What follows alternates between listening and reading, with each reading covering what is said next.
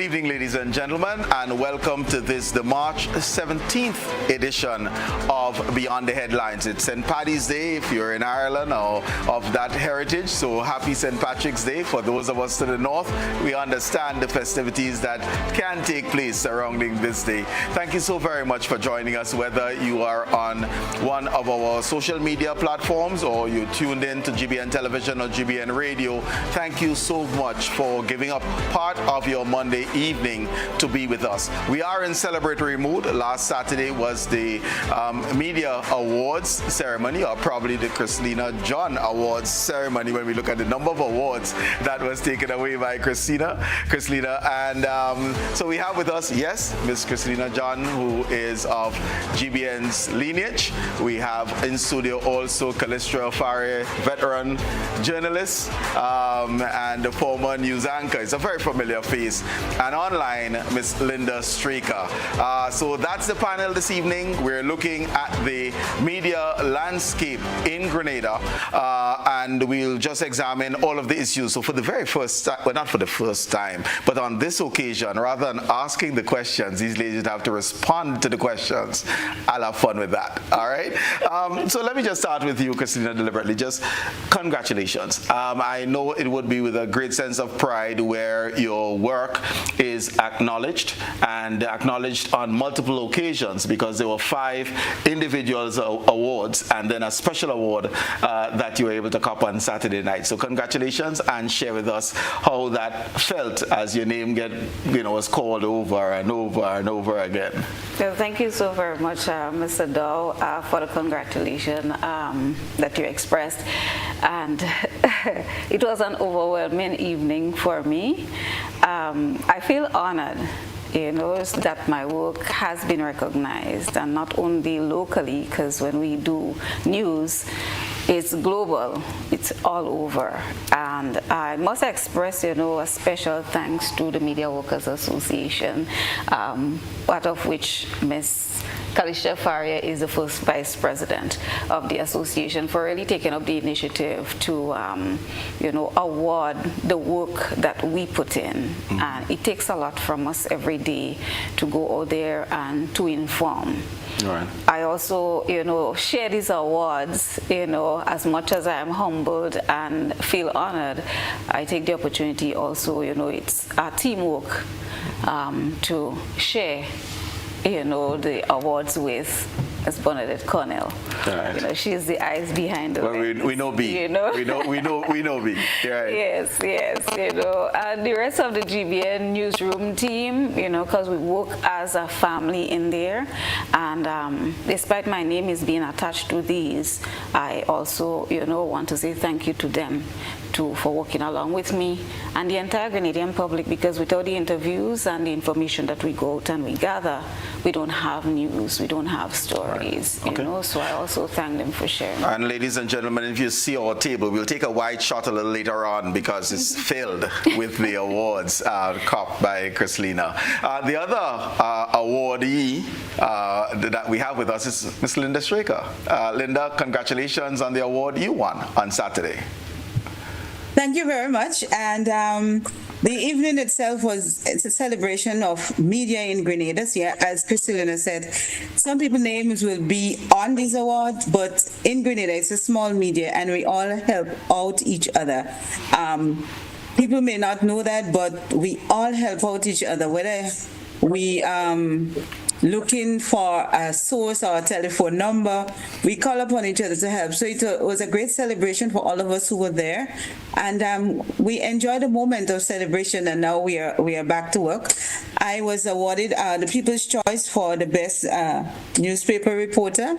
I've been in the business. This is making me 28 years, and maybe I should say I'm still learning and improving myself along the way. Excellent, and congratulations, because it makes a difference, and I know both of you ladies will be able to testify to this when your work is recognized. You do it not for the recognition, but when it is recognized, it is certainly appreciated, and congratulations again to you both. Calistra, you're first vice president of MWAG. What are your thoughts on the event on Saturday? Well, we are very proud of all of our winners, all of our practitioners who submitted their work. Very proud of what they are doing. We understand they stand on the front lines at a very critical time in history. It's not easy to be out there as a journalist calling a spade and reporting the truth. And so their courage is applauded.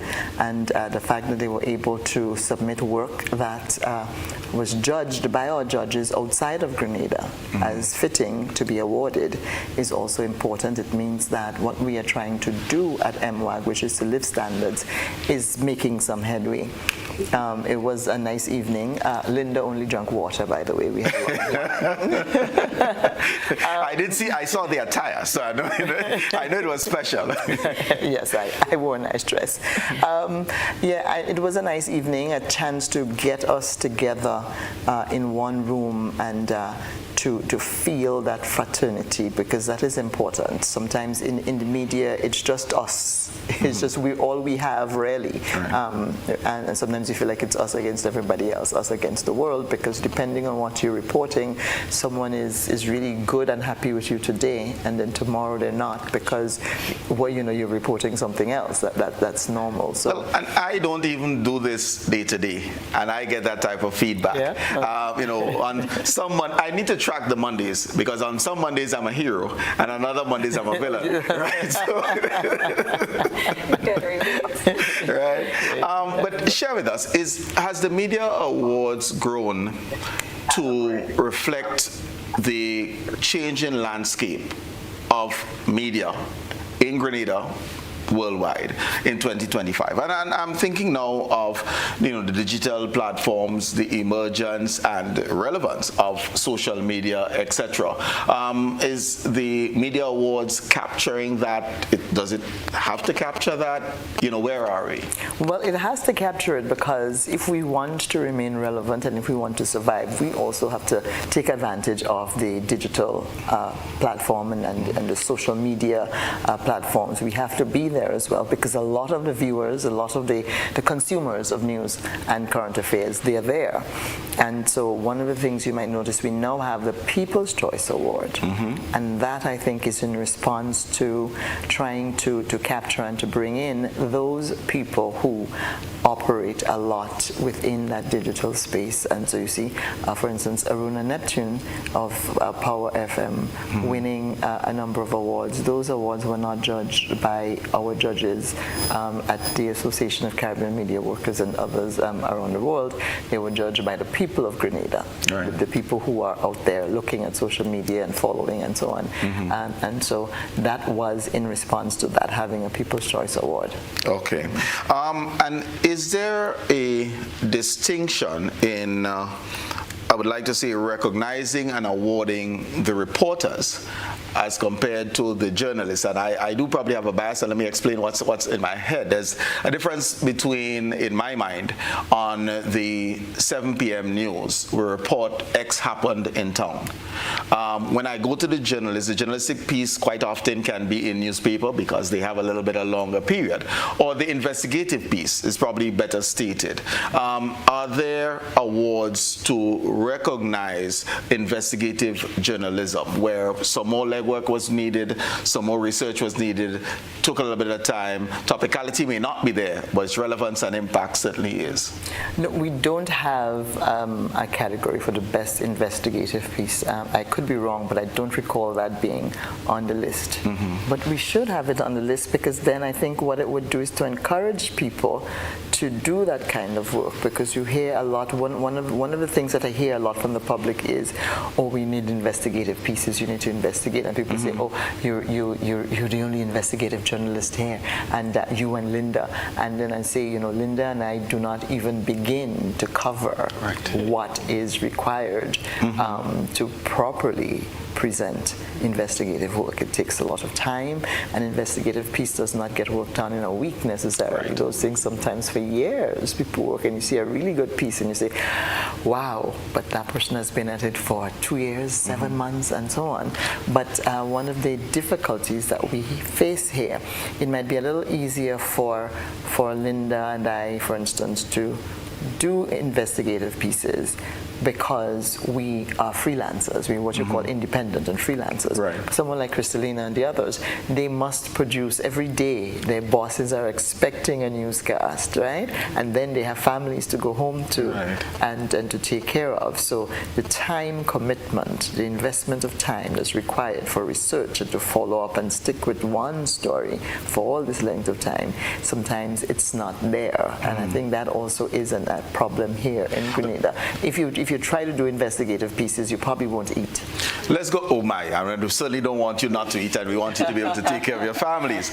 But Christlina and then Linda, the idea of follow-up, what are the challenges with it? And some things that was in the media recently, so, and the challenges, let's say the Planning and Development Authority, I want to go there, when there were announcements. So there was announcement, Carnage fishing trawlers will be out of here by January 31st, 2024. We're sitting here March 17th, 2025, it's still there. There wasn't a pronouncement and a date given for the cleanup of Port Highway unchanged. That follow-up, how difficult is it in terms of your normal course of operations, working with the media? And I'll come to Linda as a freelance shortly, to ask that question of the ministers, to have the time and the flexibility to, whether it's a minister of government, whether it's an authority, what's up with this? Because this was your pronouncement. We didn't give the date, you did. The thing is with that, sometimes sourcing the information, getting the relevant people sometimes to respond. Sometimes this is one of the challenges that we face and the setbacks that we have. There are times, yes, that you're trying to really do the follow-up and to give people an update on, a promise that was made, as you mentioned back then, and look, the date, nothing happened. But then when you stick it, then you might hear, we'll get back to you, we'll try to, get the person to speak. And when you call, you don't really get, a feedback from these persons. Again, sometimes resources, sometimes it's limited. Newsroom staff is sometimes just 3 people. Sometimes on most days you have 2 people in newsroom that would have to sometimes put the news packages together. So you try to work with what you can gather in time for the news. Then it will take you some time to go out and get the different people to fit for one story, when you might have to produce 3 or 4 stories for the evening news package. So we face little hurdles here and there with those things. I must say, yes, that sometimes we falter in that way. I must take the blame that there are times that we meet blockade, that we can't really respond as we should or give a feedback and update as we should. I guess we should be doing a bit more of that. Okay, let me go to Linda and then back to you. Linda, your thoughts on this one? Yes, Colin and my colleagues.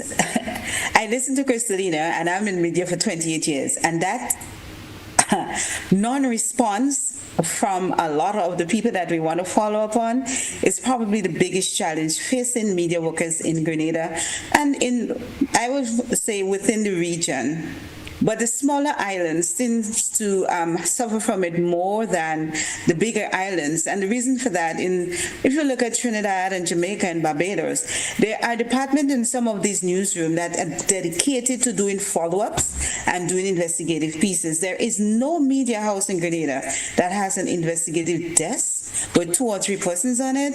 And as a result, a lot of the follow-ups sometimes, because from one we go to the other, As a freelance, I sometimes dedicate to doing a lot of follow-ups. But for me, you send the letter of request, you try to call them on the phone. Now, if it's something that is going to make them look nice and rosy in the public eyes, I do not have a problem, and I don't think any media house. But once it's a matter of questioning and you're trying to get data and cross-reference, we just do not get cooperation from the people who we should get the cooperation from, whether we're looking at people in the public sector or we're looking at the private sector. Any story, any news item that we decide to dig into, whether we do it as a follow-up or as a breaking news, we do not get a nice response once it is in their view that this will not make us look happy. Okay. And then I have said to a couple of them, I don't do public relations. I do news.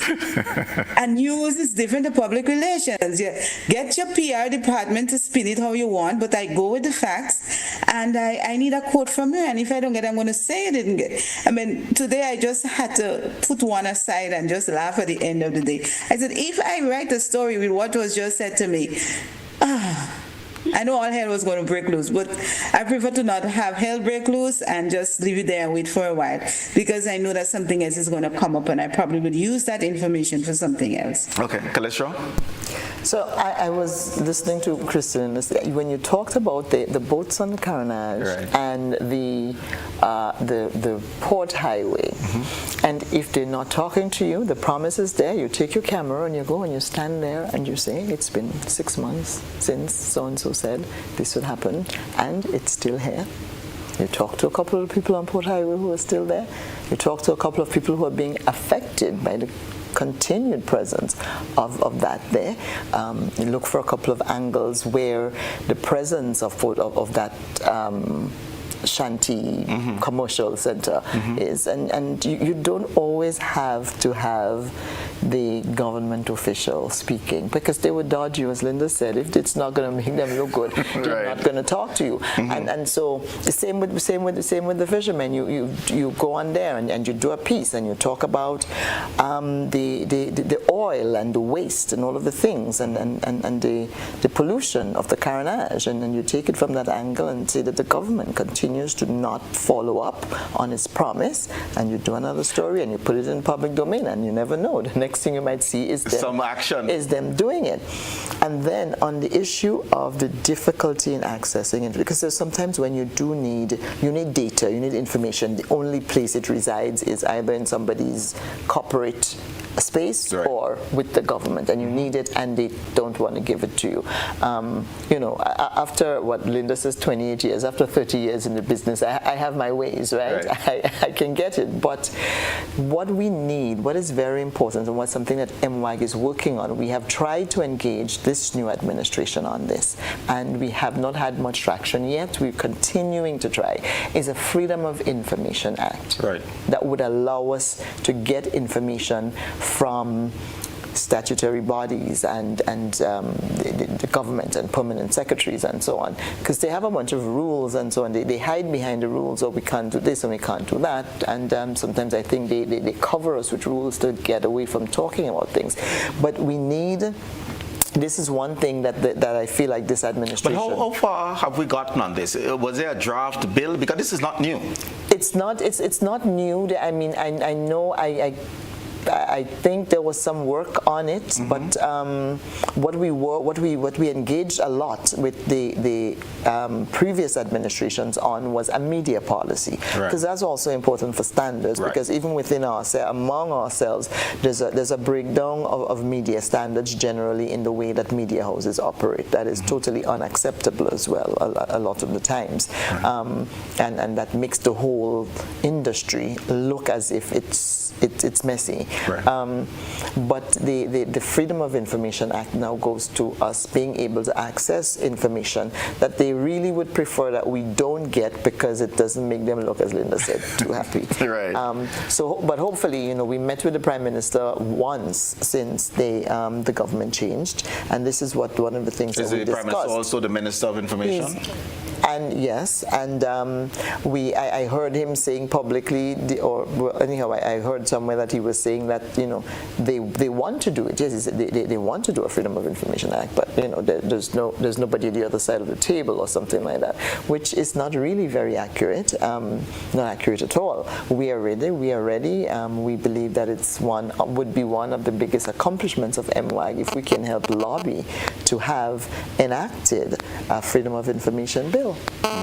Okay. If I could come in here, Colin, can I just add to what Calistra just said?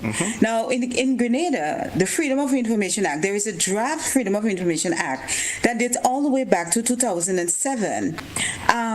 I discovered that in research because I was researching another social issue. And at the time I discovered it during the reign of the previous administration.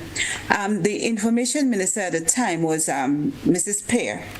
And that was something I would have asked her to look into, because what we had in draft and was in and is currently and should be in the Ministry of Legal Affairs is a very good piece of legislation that all we may need to do is to tweak it, because we are now in an era of social media. It doesn't cover social media directly, but as you know, in laws, there always a section that say any other and things like that. So it is a very good piece of legislation. I do not understand why they have not picked it up and decide to call the media and say, listen, look at this as a committee, tell us if it is still workable, but nothing is being done. And Freedom of Information Act is a very powerful piece of instrument for democracy, and Grenada is a democracy, because whether we like it or not, there are decisions that are made by the state that people would like to know about more in-depthly, whether we're looking at agreements that are signed for loans or we're looking at the data in the Ministry of Finance. There is a process to get it. Jamaica and Trinidad and Barbados and a couple of islands that have Freedom of Information Act, their media have discovered a lot of powerful information through that act. Grenada has it in draft. It was done by the OAS. All that is needed is for the Ministry of Legal Affairs to go and find it on the shelf where it is and say, dust it off, call us together and say, let us review and tweak to fit into this century now. Okay. That's all what is needed. That is all what is needed. And I hope after we sit there tonight that somebody really pick it up. And I would say to them, if they're listening, I have a copy of that draft, as well a copy of the draft media policy. If they would like to have it, I am willing to pass it on to them. I save a lot of things on my external drive, and I do have copies. But it should be somewhere in the Ministry of Legal Affairs and probably on the Attorney General Chamber. All right, so let's make sure you also have a backup for that external drive, because if that goes down, that's a problem. All right. Linda, one of my first calls tomorrow morning, please God, will be to the Attorney General, Senator Claudette Joseph. And we do hear that, because it is important. If I'm to get back just before we move off to the media awards, you won for the tourism story. And let me just ask, is there my bias, is there an award for a cultural/heritage story? Is there an award that zone in on, let's say, the environment? And I mention these two because as a people, our culture and heritage is important. And if the media is to assist with our development, I would certainly like to see incentives going towards these types of stories, culture, heritage, and the environment, as being a small island state. Was that any of the categories, or was it covered under something else, like be it a human interest or the likes, but not specifically that? No, we don't have a best heritage or culture, but we have a best environmental story. You do have a best environment. And we've just signed a memorandum on Saturday night. We signed a memorandum of understanding with NAWASA, right, where there'll be a $15,000 scholarship for maybe someone who wins in that category. Okay. To do a fellowship or something. And is that definition of environment broad scale dealing, or does it deal only with the terrestrial? Because the majority of Grenada is water, so our marine resources are critically important to us, both for our food as well as the #1 foreign exchange and our tourism product. Well, part of the name of the award is sustainability, so it covers everything. And actually it is the Water and Sustainability Award. There's something else. It's a very long thing. Let me see if I can. Okay, all right. So that one is covered. Yeah, it's covered. Okay, yes. So my advocacy now will be for my culture and my heritage. Right? It doesn't have to be on jab, but it is uplifting for us to learn about us, and it will be some investigative pieces or thereabouts. But as I looked at the various categories, I recognized that there wasn't one which is geared towards just people's development. Yeah. And I guess to that, the inputs, I guess from persons like yourself or people like yourself, would be taken in good faith with the association, perhaps areas that perhaps should be highlighted, maybe as a category, maybe in the next media awards. I like the idea of focusing on encouraging people to do work that covers the cultural and heritage issues. Okay. Hey, Colin, if I could just add, when the awards originally started, there was a lot of award titled, but as it grew older, and one of the challenges was the lack of submission into a number of areas. Right. And as a result, what was happening, the judges themselves was recommended that we tighten the topics, the awards. So you wouldn't say culture, but probably you do tourism and culture or something that is linked to it. Maybe the time has come for us to go back to that drawing board and discuss and say we are doing something specific, because culture is tied in with the entertainment piece. I was on the executive at the time, and I remember that very clearly, that culture was not tied in. So, but entertainment is not necessarily culture, but it was tied into it. So if someone had a good piece, they could submit it under the entertainment category. But probably the time has come that we probably need to revise and add more or remove or change it up a bit. But I do remember that when we originally started, there was an award for that, but there was hardly any submission, and the tighter as we progress, that the awards title became a little bit tighter. Right. And I'm certainly not advocating for us to award just to award. So if there's no submission, or there's no submission worthy of being awarded, then you don't.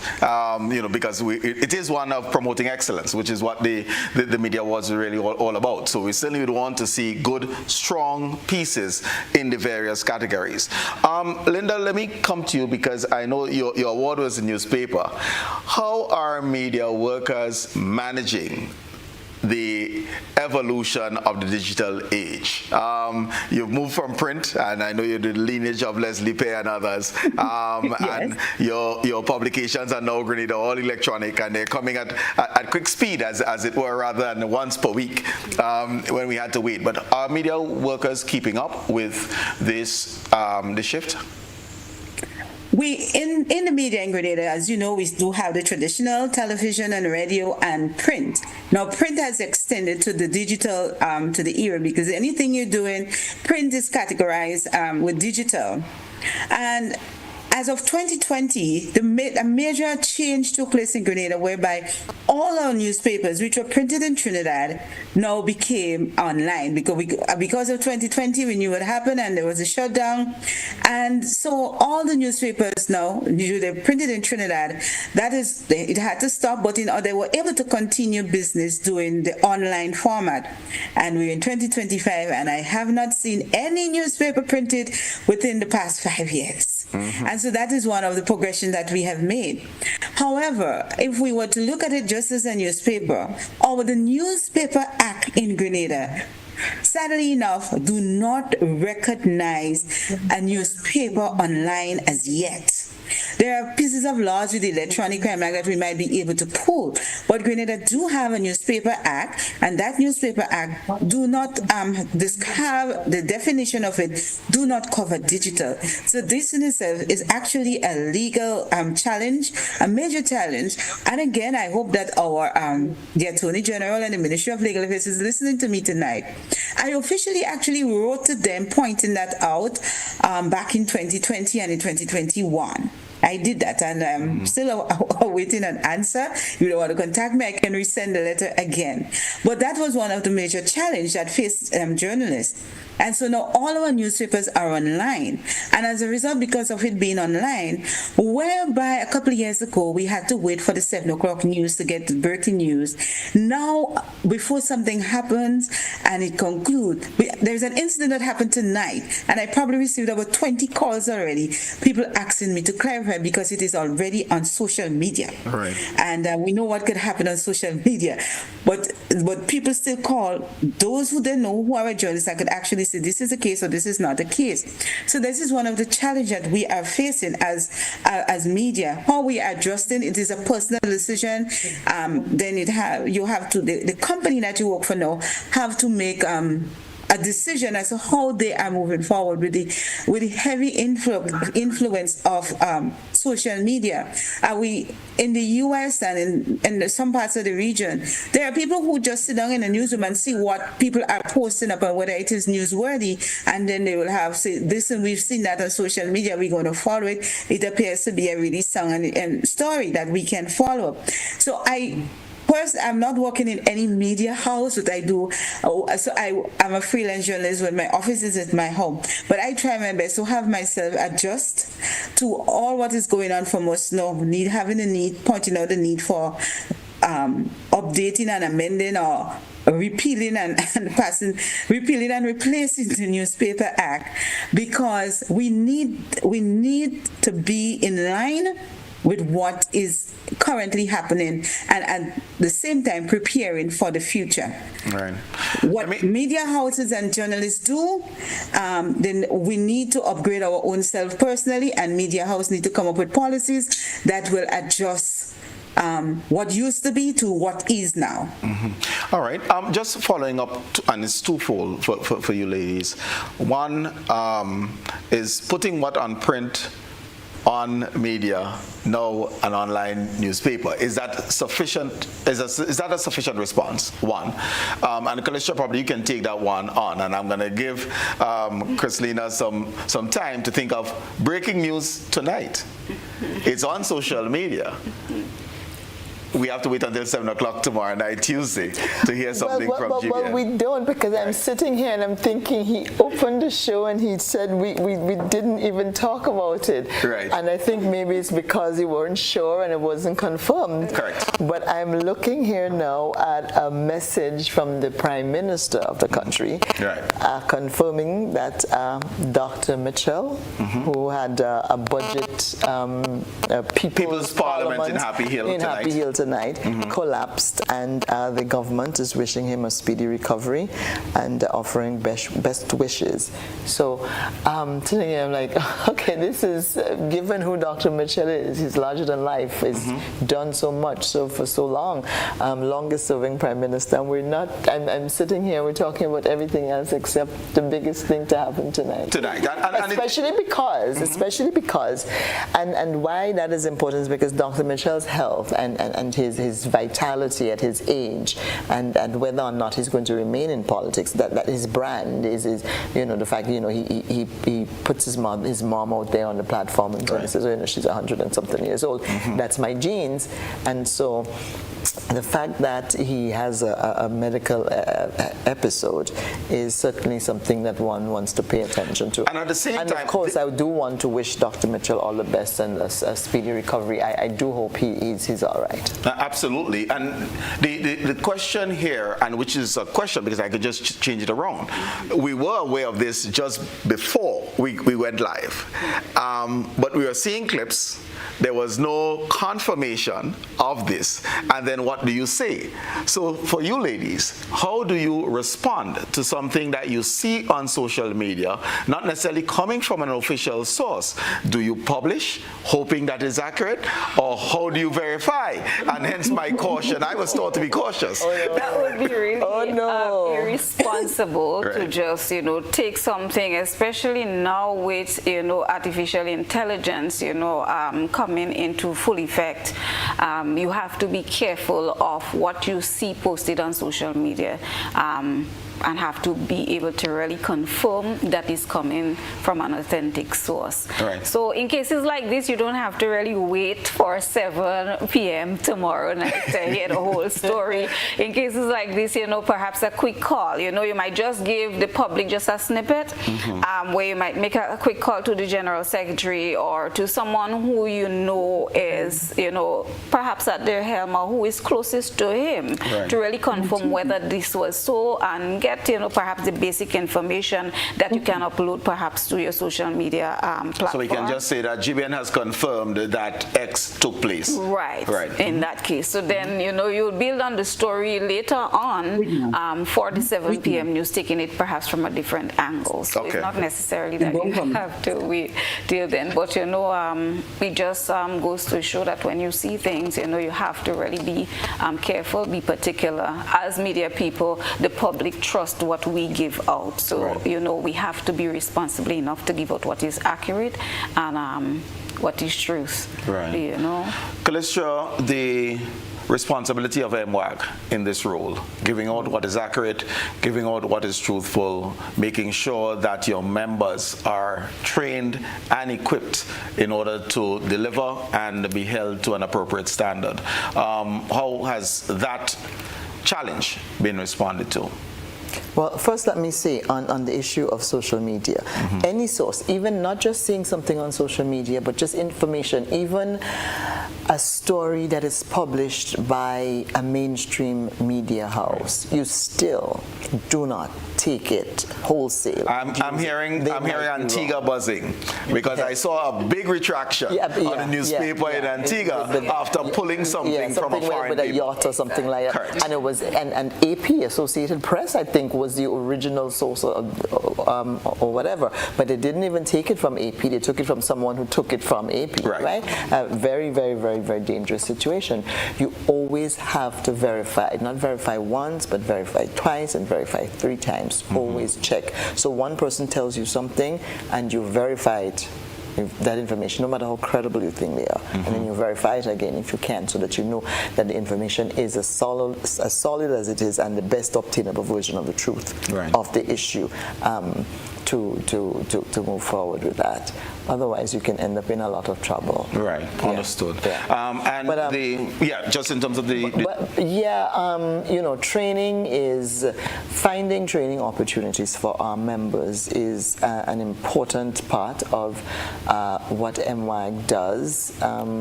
We have a few things in the pipeline that we're planning.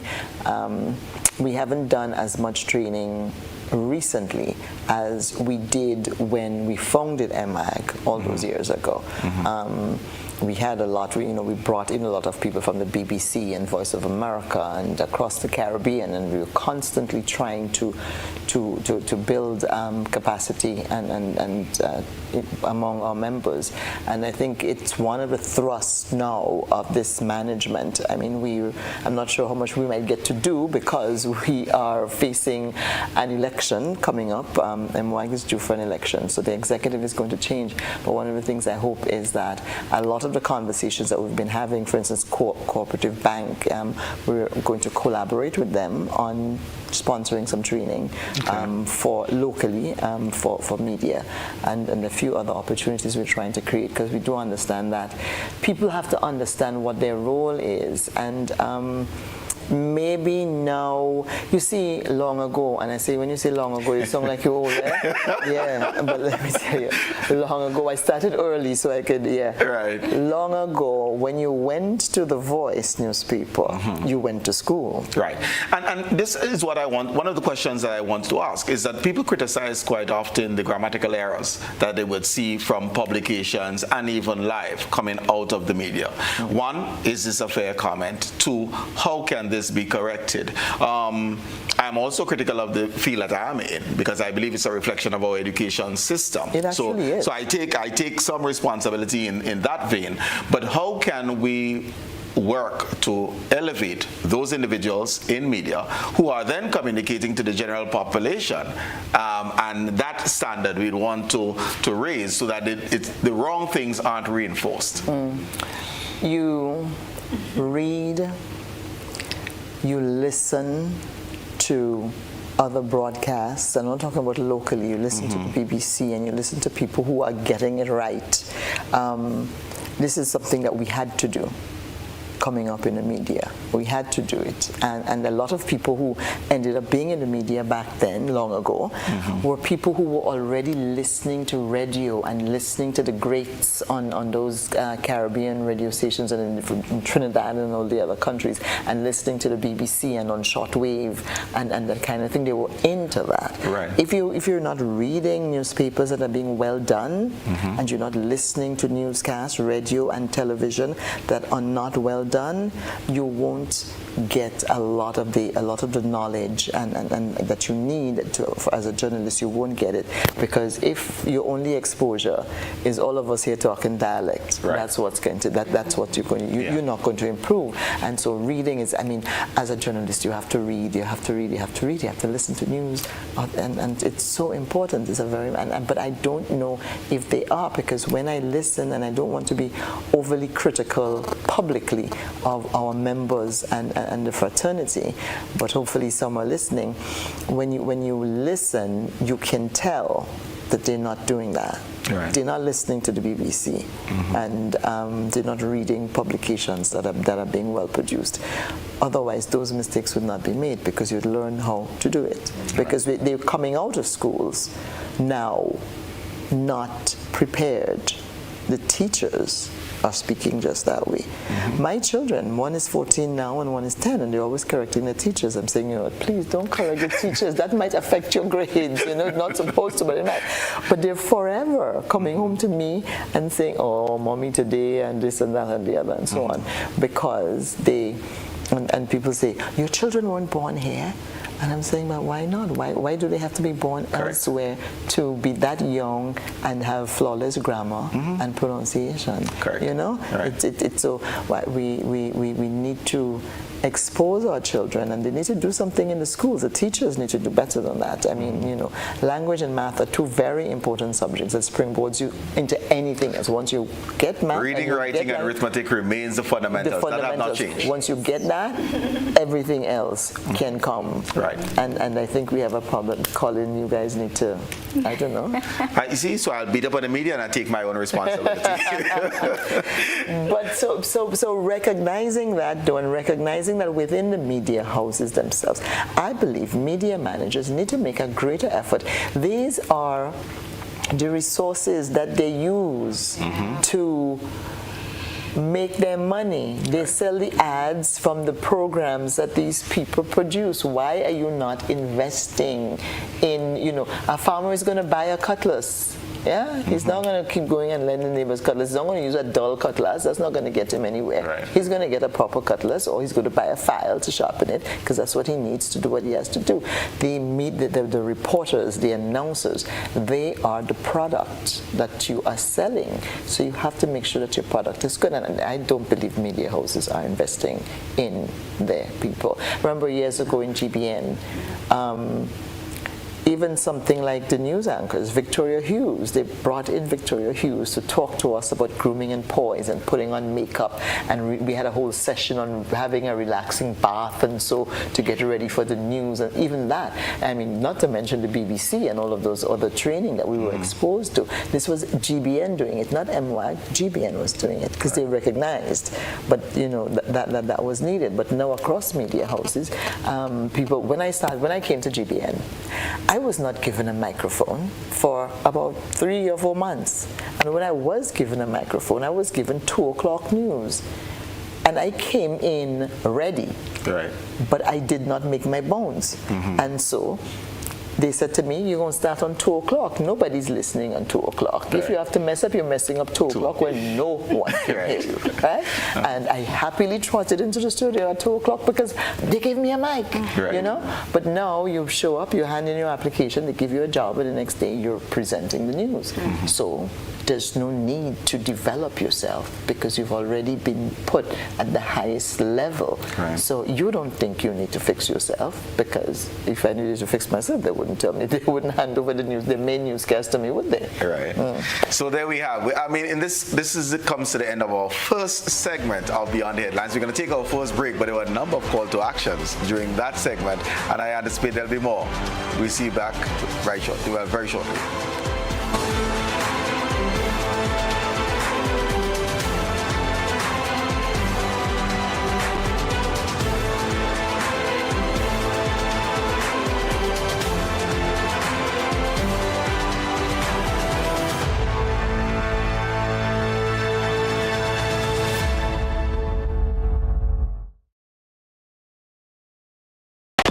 In a world driven by digital innovation, our future is defined by connectivity and communication, shaping how we learn, work, and interact. But what safeguards our digital rights? The Electronic Communications or EC Bill will. The EC Bill ensures rights such as improved quality of service, data privacy and security, support for universal service and access, and complaint resolution are protected with a tribunal to resolve disputes. This is consumer protection. The EC Bill also ensures a competitive environment for electronic communications companies to enter the market. There are many other benefits of the EC Bill. Ectel is paving the way for a fair, secure, and inclusive digital society for our contracting states. Ectel and the NTRCs, digitally transforming our space together.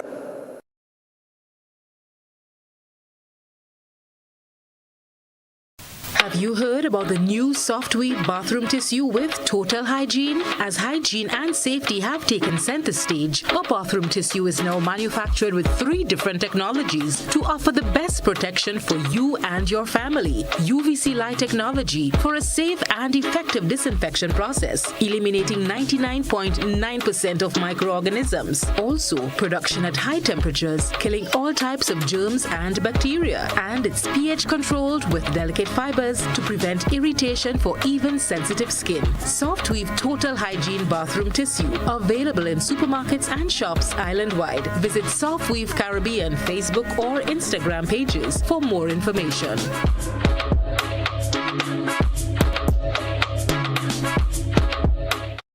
Mobility, a common theme woven into the very fabric of human history.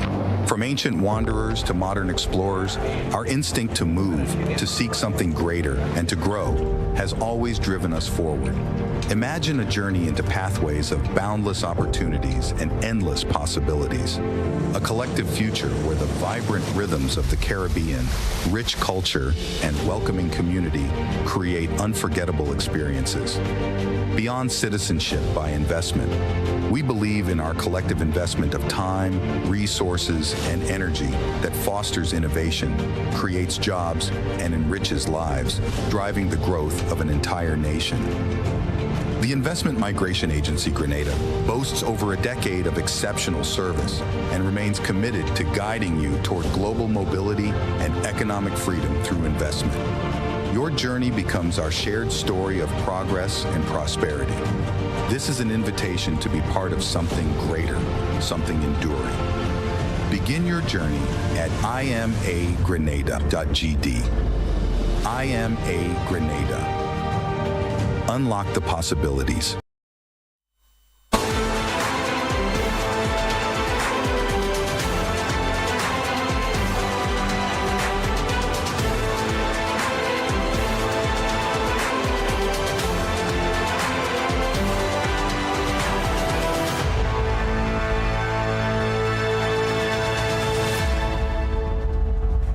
Welcome back, viewers and listeners, Beyond the Headlines, and we are looking at the media landscape. I would make a statement and ask you to react. Media these days regurgitate press releases. They don't really broadcast stories. How would you respond to an accusation of that nature? So, you go to a press conference, they say what was said, and it ends. So it's a regurgitation really of the press statement or the press release, as opposed to sharing with the public actual stories. How would you respond to this? I wouldn't say it's always quite accurate to say that we regurgitate, because some things might be mentioned in, say, a press conference or so, and you look to expand on what is being said by perhaps adding another voice that is requiring like another angle to that story. Mm-hmm. So how would I put it?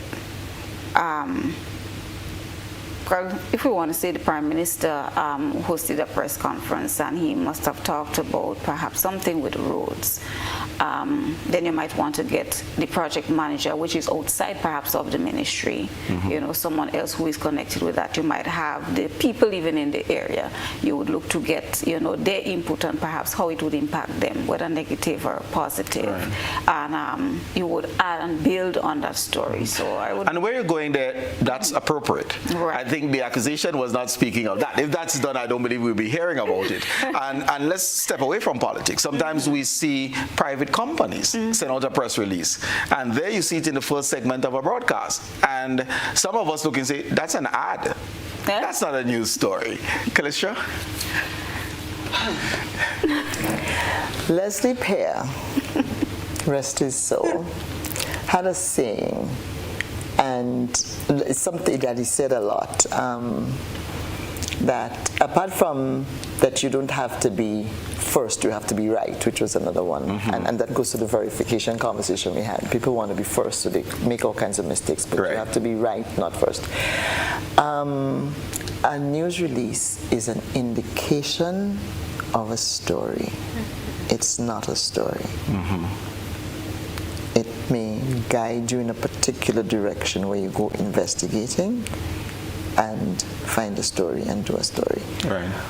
But I think because of the financial implications and considerations, because media houses have marketing departments. They're probably the most important of all the departments in a media house. Because if your marketing department is not working, your doors are going to be shut, right? Very important part of it.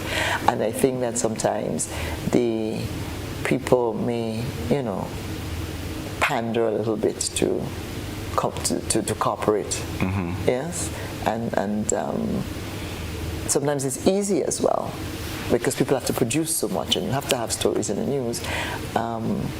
And I think sometimes a company has done so well with its branding and made itself larger than life that a reporter thinks that it's worthy of a lead story. Right. And not just a lead story, but a lead story with the point of view that's presented in this news release. And I think that's it really. It is with the point of view that's presented. So there is no, like Christlina was saying, there's no other opinion, there's no interrogation of the release itself. It's just republished as was presented originally. Yeah, a company might send you things saying they're launching this great new phone.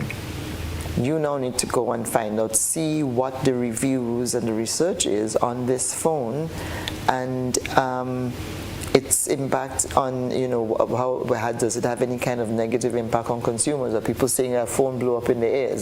What's going on with this? You don't just grab this news release and say, John Brown's company has launched this wonderful, great phone, and it's going to give these opportunities and that opportunities and these benefits, and it's so great and whatever. That's PR. You may find out 2 months down the road that the phone is a serious health hazard, but you had already on your lead story praised it because they had sent you this information. That's what they're going to do, praise it. They're not going to tell you it's going to cause some problem to it. Linda, pandering to corporate Grenada, and if we're to bring it back, pandering to politicians. Where does the media's responsibility lie in providing the public with truths? That is actually the two biggest challenges facing media in small islands like Grenada and the OECS. Because at the end of the day, they have to pay the staff. And what to me is sad in all of that is when the corporate body would send out a press release. You get the news in it, and those of us who train under the seas, he always say a press release is an indication of a news. We need to find the news. But when we have situations in Grenada here where corporate bodies, after this issue the press release, they're ensuring that we read it verbatim. And I don't think that is right. And the corporates who are hearing me tonight, this is not right. We do news. We don't do public relations. I work for a media house. I do freelance work for people, for a different media house. And the answer to that when you are in the print is you pay for an advertisement. It's called an advertorial. There are all sorts of nice things that they call it these days. And in the print, you can actually, if you want something to be read verbatim, you can do it. But please leave the journalists to do their job. That is our work. Since you send us some information, it is an indication of a story. We're going to find the story. don't demand now that it is read verbatim. And when some media houses decide to stand up, because what needs to happen, see, marketing department and newsroom, they need to work together, but they shouldn't be too close up and too friendly. Because what happens at the end of the day, an entire newscast could just be regurgitating of a press release that was issued. And so we have that with the private sector. Now, in the case of the public sector or the government do not like when journalists are doing investigative pieces, whether you're doing it in depth, just on the surface, or just touching the little tip of it. The government like things that make them look they're doing everything nice and rosy. Nice, and it looks good, they're happy. But that is for the Government Information Service. Independent media, and we do news, so we're going to go and we are going to find it. And I think it's the challenge that we face is they not understanding what is the journalist's role, and with the same with the corporate body. But we do news. Those in the newsroom is news we're doing, and not public relations. And once that is acceptable and understandable on both sides, it's going to flow smooth. But unfortunately, that is not the case. And so we have situation because of the advertising, the bottom line, newsrooms and managers and supervisors have to go with what the corporate instructs sometimes, and this is very sad. And I'm speaking here from not just what I think or observe, but I was part of a research. We did a research, so we could say that for the OECS, this is actually a problem, and Grenada is part of the OECS. Calistra, the fulfillment of the role of fourth estate of the media, and this challenge that Christlina and Linda would have cited in being able to report fairly, honestly, openly, without fear of reprisal, whether it's the withholding of the dollar, corporate Grenada, or the sending out of the whip, the political arm of the state. How difficult is this to do in 2025? Or the punching of the iPad out of your hand. Or the punching of the iPad out of your hand if you're up in Mount Rush, for example? Yeah, or the elbowing you out of the way. Calistra, don't go there. I should have worn the t-shirt. And then that's what happens when you try to stand your ground. You get, don't go there. For instance, in that incident where Dr. Mitchell, I almost said opposition leader, he's no longer, you grow so accustomed to him in these roles there. When he said, don't go there to me, I don't think a lot of people understood the question I had asked. No, there had been all these rumors flying all over the place about his private life and his former wife. And this is not something that you walk up to somebody and ask. You would not. But he's a public figure and you're hearing all of these things. But it so happened at that news conference that day, he said, my wife, something. He introduced her into the conversation. He brought her into the news conference. And so my question to him was, I noticed that you refer to her as your wife, sir. Does that mean that the rumors that you are getting divorced are not true?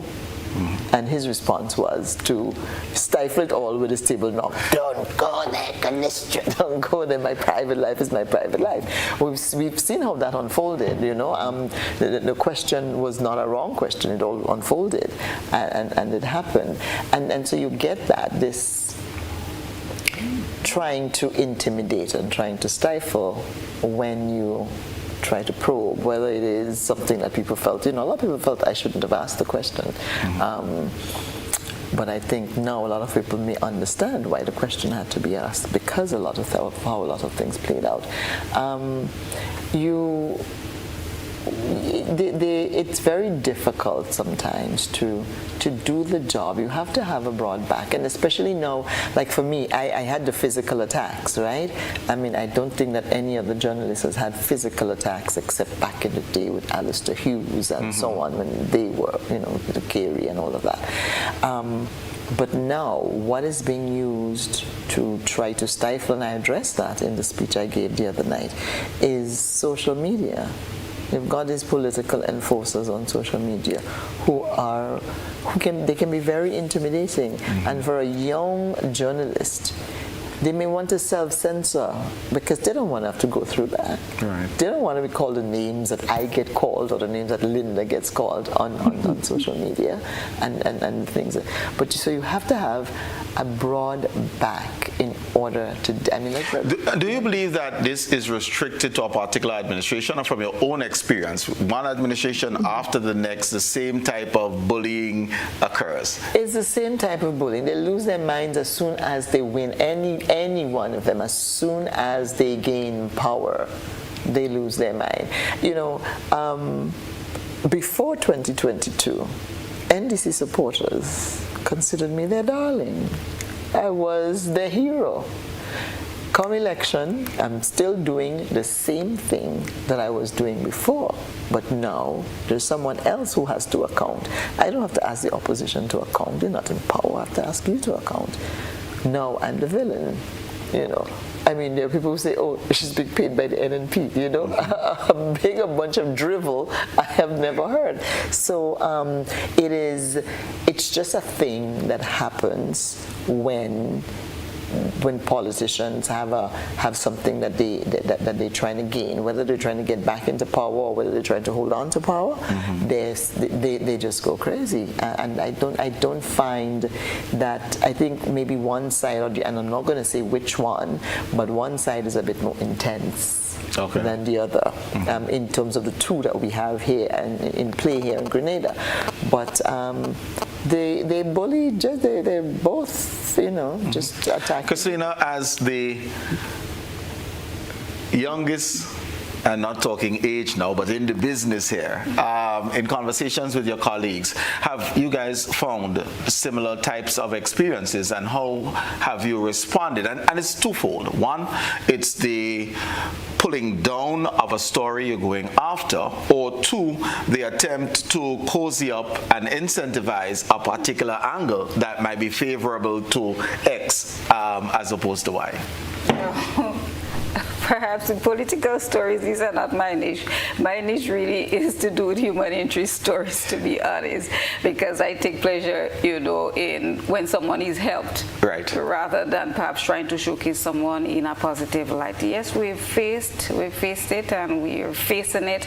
They say almost on a daily, especially with a lot that's happening, and you need to get the information there. But you keep pushing, and if you don't get it, then you just say straight out that you saw the information from the relevant sources, and they decline to really respond.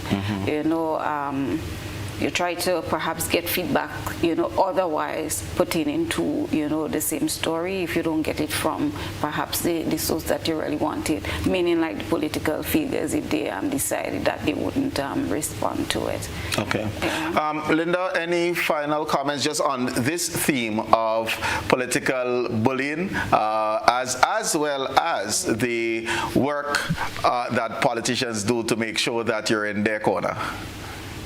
I opened up by saying I'm in the media 28 years. Calistra said she's 30. So we have a lot of experience behind our back. I was attacked physically once, but I have been I'm trying to look at the adjective, because social media now has become, I have read things about myself I didn't even know that people could have do and say things like that. We in an era of where mental health is a big focus, and as a freelance journalist, there are things I do to detox myself, I always say. So for instance, I remove myself from work environment and social media on a Fridays and on a Saturdays, because there's so much that you just need to get out of that world and relax yourself and be yourself, and do not focus on that. Because if we take on the bullying online, it's very intimidatory. If you are not trained properly, you are probably going to get very, very sick. And that type of bullying is what would make a person like Christlina, who has good potential, decide to say, I'm only going to focus on the human interest story. And on the media advocacy and press freedom, whether we like it or not, this is a form of censorship, because she is not doing all to fulfill her own personal potential and ambition because of the scared from the political side, or whether we're doing it by color or male, female. There are people who are just trolls that is hell-bent on making our life very miserable. We have to, as an individual, you have to come up with ways to deal with it. I may decide that I am staying off social media, another person may decide I'm going to get off it permanently instead of just on the weekend. At the end of the day, media houses need to come up with a policy of how to ensure that the staff do not become a victim of that form of social media bullying. Years ago, 10, 15 years ago, they would probably have to come to your media house and threaten you, and then you'll see maybe a lawsuit, you can call the police. We cannot do that now. The level of bullying that we have to deal with, it takes courage and strength for you to go through that. And when some people realize that they cannot get to you, in my case, I have had people attacking my family when they cannot get. So we have to come up with ways to deal with it. That bullying is sometimes it's too much, but you just have to learn to deal with it. I work for different institutions, and each one of them, they do have a format to guide you as to how to really put those things behind your back. And probably if it wasn't for that type of guidance, and so I probably would have leave my home one day and do something very erratic, and everybody might have been shocked, because there are people. Threatening somebody is not a very good thing, and you are being threatened because you are doing your job and somebody doesn't like it because you are exposing them. This is one of the biggest challenges that we as journalists have to face and deal with. Whether you deal with it as an individual, or as a media house, we have to deal with it. But it can get into us, and that's the reason why some people have left the profession and move on and do other jobs. Okay, and this probably is a good time, because if we're talking of cybercrime, and that is something that's there, bullying is a cybercrime, and maybe through media houses, through MWAG and others, they can be support to, let's sue them, let's go after, know their fake profiles, etc. Let's go after those individuals, because it's inappropriate when you're attempting to do your work to be subjected to this type of thing, regardless of what your job is. We're speaking about media today, but the abuse of employees, we should stop. And if we have to take on the legal teeth to do so, then we probably should. It's time for our final break, so we'll be right back, and we'll be looking to wrap up. And when we get back, we'll invite your calls.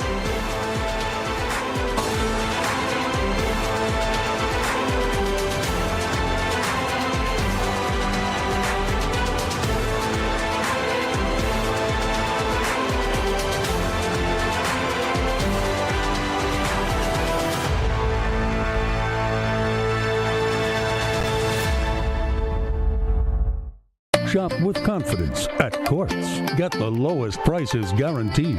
Get appliances, furniture, electronics, and so much more. If you find a lower price on any other products elsewhere, we'll match the price. Plus, we'll give you back 110% of the difference. Shop with confidence only at Quartz. Bringing value home. Special conditions apply.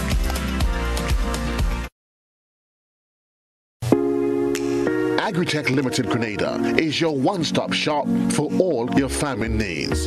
We provide seeds and seedlings, pesticides, fertilizers, irrigation and water management systems, veterinary products, and a wide range of agricultural products and implements. Our staff is knowledgeable and ready to serve you. Call us on 435-9677 or 440-4460 or visit us in Happy Hill, St. George. We are open Monday to Saturday, 6 a.m. to 6 p.m. and on Sundays, 6 a.m. to 1 p.m. Agritech Limited Grenada. Come grow with us.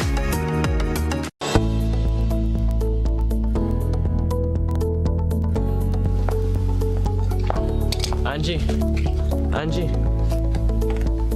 don't you know that you should not fly a kite near electrical poles and wires. You should only fly it in open areas. If the kite gets stuck, it can cause power outages throughout the village. Then I'll just pull it down, Johnny. Simple? No. You shouldn't do that. You can get shocked. You should call Grenlec at 237 and they will come and help. Alright. Grenlec, energizing our Grenada.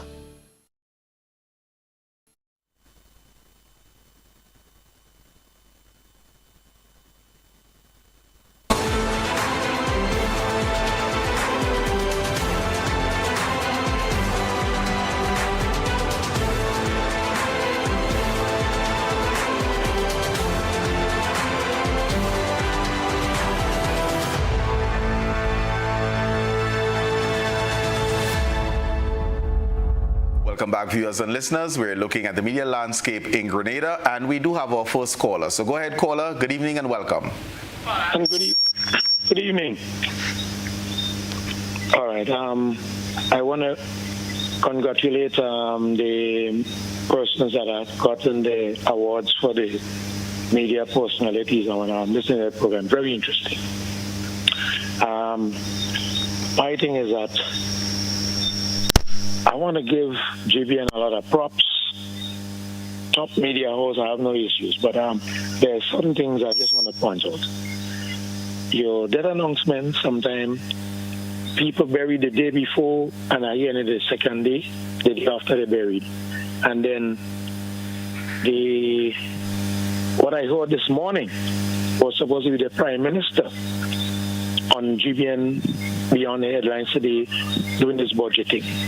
So you all have to be very careful with that, because what I heard this morning, I was really looking forward to listen to the Prime Minister on the budget explanation, whatever, tonight. But I have no problem with the program tonight. Thank you very much. Thank you very much, caller. And allow me to apologize. And I deliberately did not start the program with this apology. It's the second time that this has happened to us. We got a call this morning from the press secretary telling us that the Prime Minister was unavailable tonight. Previously, since last week, middle of last week, we had confirmation. This is why the promo was being run, which is why you heard about it. And similarly, we had an issue before, and I know I got chastised for it, when we anticipated having the leader of His Majesty's opposition, and likewise the same day there was a cancellation, and I will take responsibility for not making that announcement at the top of the program, recognizing that in both cases the guests were advertised, and I moved on to the new program and not making sure that ladies feel it wasn't sour grapes and they're not second runner-ups, but I ought to have acknowledged the fact that there was a change in programming, so I thank you for that. I believe we have another caller online. Good evening, caller. Welcome.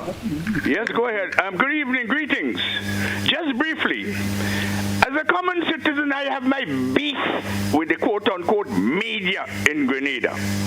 And it's extremely strange that despite of certain things that certain people and a lot of people in this here country suffer with, you present them to quote-unquote the public through the call-in programs, and the media never takes it up. I make reference to 3-1. The Constitution of this country does not have a number nor a year. The Constitution of Grenada cannot be proven to be valid. The media doesn't take that up. The document written in 2002, for instance, one by a commission set up by the state itself, the media doesn't take that up. It begs the question, why? The people with disabilities in this here country suffer. Since 2008, the United Nations approved a convention on the rights of people with disabilities. The people with disabilities in this country suffer today. How many years after? And nobody in the media takes it up. The rights of people with disabilities as it is, the Constitution says one thing in section 32, subsection 32.3, and the Representation of the People Act in 67.4 says something else, depriving the people with visual disability to a secret and private ballot. This being promoted through me from from time to time and the media doesn't take it up. Question, rhetorical or not. Why is that so? Thank you very much for what it's worth. Thank you very much. These are some investigative pieces. Any responses? Linda?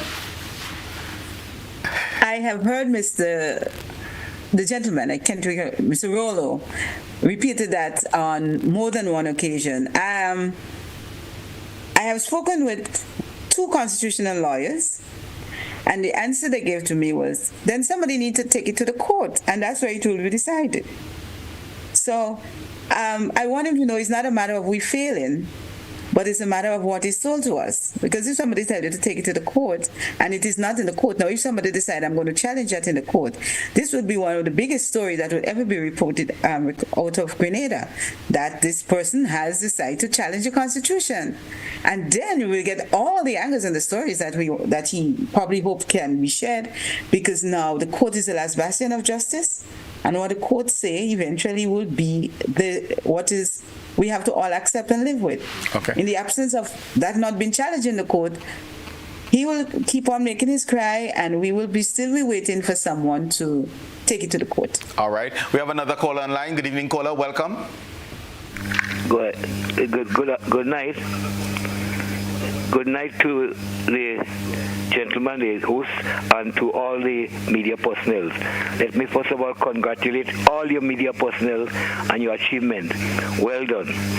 But I'm concerned about the situation with media in Grenada. There seems to be most time playing political games. If the Prime Minister speaking, you're on. If the Minister or the Minister, you have less media personnel. If it's the opposition leader, you have less, you have a certain amount again. I think the media must not show biasness to any political. You are there to educate us and to inform us. And a lot of times you're not doing that. And a lot of times you give us stories and they cannot be completed. I heard you all spoke about it, but a lot of the time that you give cases and no follow-up on it. So the media have to be more trustworthy in coming, but the media is doing a good job. A lot of y'all have grown in the media. Miss Lady said that she have 28 years. I know Calistra years. I don't know the other lady much, but I know you all, and you all have been doing good jobs. But there are times the political hang on you all directly, and it should not be when you're carrying stories, because you have to educate us, you have to inform us. So yes, hats up to the media, we need you. Thank you. Thank you very much. I know Linda and Calistra was measured in terms of years, and Christlina will be measured in terms of awards. All right, so that would be that measurement there. But a response to covering a story, a minister may just come in and give not the feature address, but be acknowledged and give some remarks. And on the news the night, you see the minister featured, but not the substance that would have come, let's say, from the agricultural officer, the project officer, etc. That I heard, along with the presence of the media. If it's the Prime Minister, place full. If it's someone else, not as much interest, even though the stories themselves might be valid. How do you respond? Would you like to respond first, and then maybe I'll... Yes, authority. Well, I don't operate that way. I follow the story. I look for the story. I look for the public's right to know, and to try to serve the public's right to know. So I don't... So it's one of the content and not the personality, and I think that is what I heard from the caller. It's the content and not the person. I mean, there are times when the personality is a story, right? And you can't escape from that. And the Prime Minister is the Prime Minister, right? And you have to cover the Prime Minister, but I do not sacrifice the real story or the story that best serves the cause of the public's right to know. I do not sacrifice that so I can give the Prime Minister airtime or give anybody else airtime. Right. We do have another caller online. Good evening, caller. Welcome. I'm here. Go ahead. Yes, go ahead, please, caller. Hello? Okay, just want to say good evening to those on the show, and just calling to give a hearty congratulations to the GBN team for a job well done in terms of winning, I think it's 13 awards. That's a record, beating the 8 awards won by GBN a few years ago. By GIS a few years ago. So congratulations to GBN, and also congratulations to the princesses there, the media ladies there. Colin, you're surrounded by the beautiful Linda Straker. Congrats, Linda. Congrats, Christlina as well. Ras is one of the journalists who has made so much progress, so much personal and professional growth. She works hard and she's so humble. That strength of humility. Congratulations. And also Christlina Amanpour, that's Calistra. Continue to blaze that trail. Colin, you're surrounded by some good, outstanding female journalists. Maybe the men need to catch up. So I just want to throw my 2 pence in. And Media Awards, beautiful presentation the other night. Congratulations all. Have a good night. Thank you very much. And, I get the acknowledgement of GBN's breaking the record coming from the former director of GIS, because it was GIS record he was saying that was broken. Now 13, no longer 8. My classmate, so I recognize his voice. We spent quite some time on the school bench together. Yeah, that was Rude Boy. That was Rude Boy himself. And he Linda and I would, as he called, and just to reminisce a little bit, and Linda, remember back in the day where the media, we would do things together. We'd go on an assignment, and after it's done and the work is done, we would socialize. Linda would never be left behind. Linda always, there's this standing joke, okay, Rawl is taking Linda home, because Linda lived in Concord and Rawl lived in Fontenoy. So Rawl is dropping Linda home. And we always made sure whoever didn't have a vehicle, no one left until everyone was accounted for to go home. This was how close we were. Linda was talking about that we call each other for information, and so, but even beyond that, we were this close. We know all of each other's children. You could take your children on an assignment because they had unlimited babysitters, right? A lot of the Rawls children, they're big men now, but they grew up in our feet. Ron Redhead, Minister Ron Redhead, he grew up in our feet, right on the balcony of GBN before the building changed. His father was Martin Redhead, the trade unionist, but Martin worked here as a technician, and so Ron, we knew Ron as a baby, and so there was this family among us across the media, and I think maybe that is what is missing for us to get back to our true selves, to begin to really work the way we work before. Okay. We do have another caller online. Good evening, caller. Welcome. Good night, Mr. Dowe. Good evening, ladies. Congratulations on your achievement in terms of the awards, and so I've been listening for the last few minutes, and the part of the bullying, well, of course it strikes a nerve whenever I hear it. I haven't seen much in relation to Ms. John and her being targeted, but I have seen a lot of really nasty things being posted about Ms. Farrier and Ms. Straker, and I just want to say I look forward to the day when we make the necessary adjustment to the laws so we can deal with the people whose brain does not engage when their fingers move.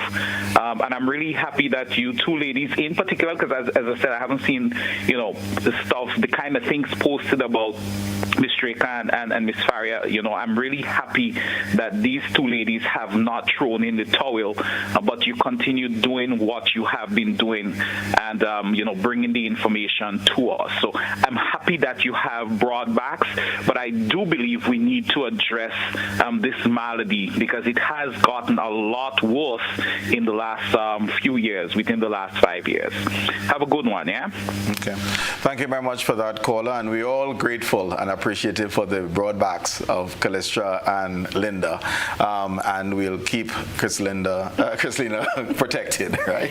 But sometimes, though, if I may, your question whether it's really the person they have the issue with, or is it the information that they give? Because sometimes it comes over personal, sometimes they don't even know the individual. Say, for knowing the individual's sake, you don't soak in the information that they're given and really, say, perhaps search it as to whether that is facts that they're giving me. They're trying to inform me, rather than perhaps throwing out the slurs, and all the negatives that, is being posted. Now, I guess the people outside don't really understand how much media people face, how much, to bring the information to them.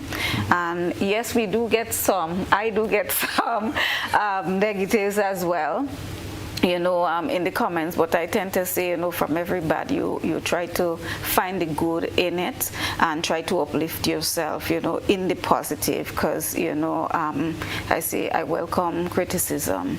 Once I would deem it positive criticism, I use it as an opportunity to build, and I learn from the greats. I'm not really there yet, but yeah, I do learn from yourself and Ms. Straker, and I look at you all and I hold you all in high esteem, I really thank you all for setting the trend, for people like myself and others that I hope see, the best in both of you, and perhaps, others like yourself, don't worry, I'm trekking behind you.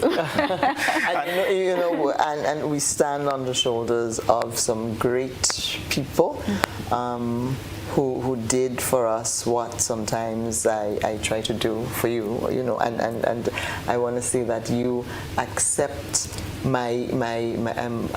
always bothering you, and you accept you and Nisha Paul are two people I call, and sometimes follow this story, follow that story, or this should have been done that way, that should have been done that way, and you accept it with grace. And now the old lady in the room, let me tell you something about Leslie Pear. When I was at GBN, and if I read the 6 o'clock news, even the radio news 6 o'clock, and I'm walking back into the newsroom and the phone rings, it's Uncle Leslie.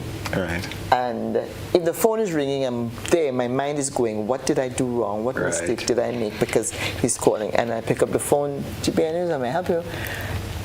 Miss Farrier. And then he goes into it. He would listen to me every day. And if I made an error, he would call me as soon as I got off the air. The phone would be ringing in the newsroom. It would be him guiding me and telling me, this was not what you should done, and that was not what you should done. It's something to do with my presentation or something like that.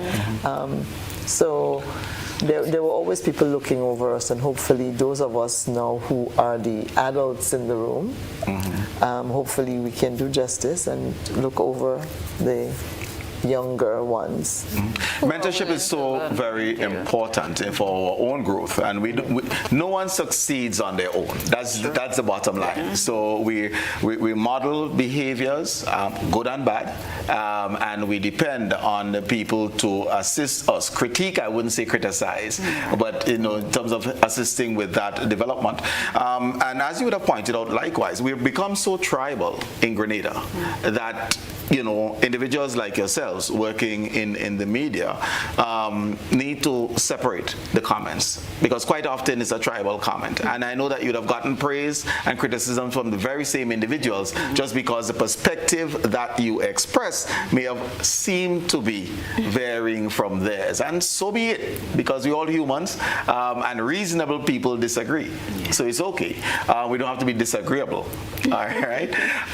Just before we close, Linda, I'd want us to focus on some of the key bits of legislation that exist to assist media workers, and some of the things that we would like to see enacted in order to give you the tools to do your work well. Yeah, well, thanks for that. But before you said something a while ago, one of the things that I often tell another person who is in disagreement with me, we can agree to disagree because we are humans and we see things differently. We can be standing in the same spot, but our vantage points are different. and so we see things differently. So it's okay to disagree with people, but you don't have to be disagreeable and threatening at the same time. Now, with regard to media, I am going to share with you some research that was done. I would have done that research for two organizations, Reporters Without Borders and Civicus. Now, in terms of the media, we all started, and Calistra mentioned about the Freedom of Information Act. This is something that I think is quite critical. Like I said, we do have a draft. It's a matter of going and find it on the shelf or in the email, and let's tweak it for what it is worth now, and amend and bring it to the Parliament for us to all be happy. The other piece that I did share some concerns about is the Newspaper Act of Grenada. It dates all the way back before we have independence, and independence, we are in our 51st year. So this is a piece of legislation that really, really need to be, I would tell you, repealed and replaced so that it can cover a whole, because a lot of things that how media was seen back then, it's totally different now.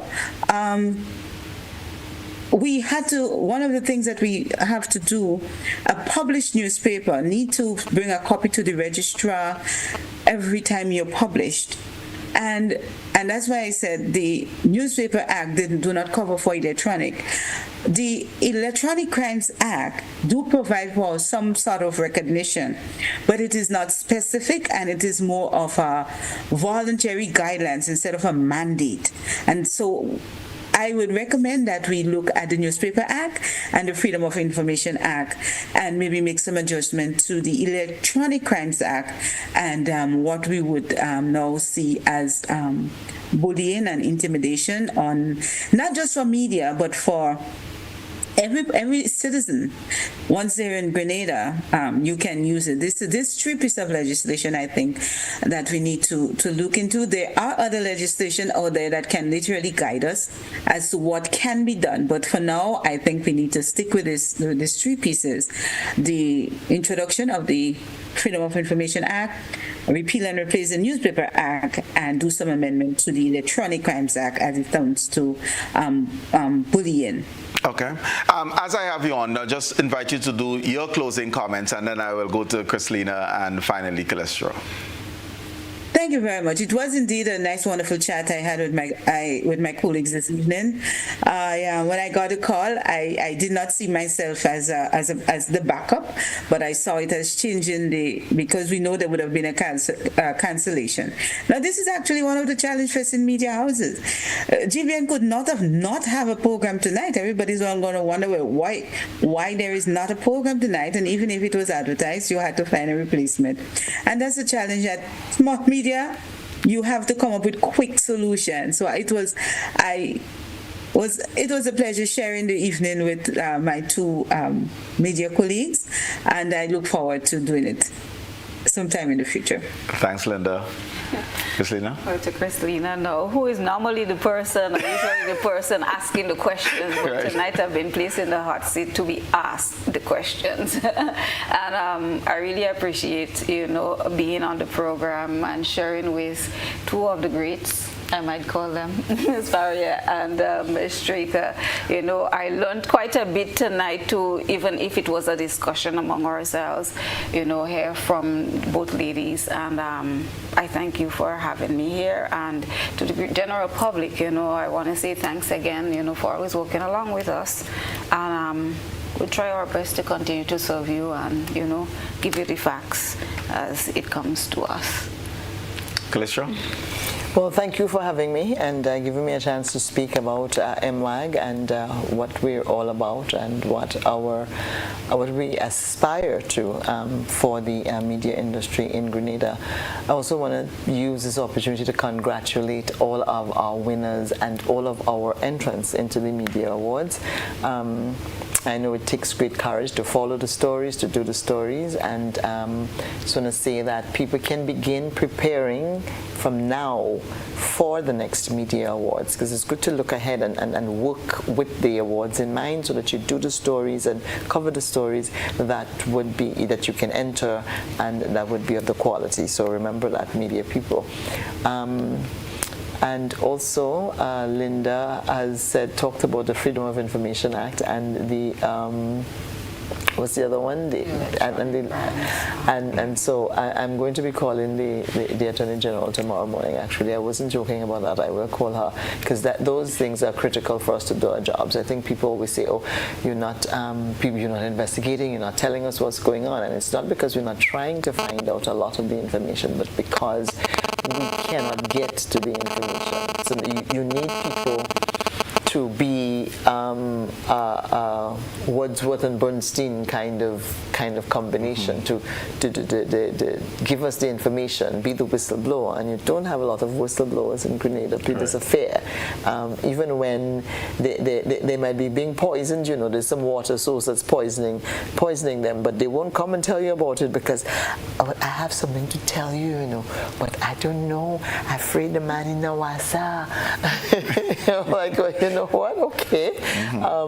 And so that also helps. In the absence of a freedom of information, somebody on the inside telling you what's what helps, right? But you need that.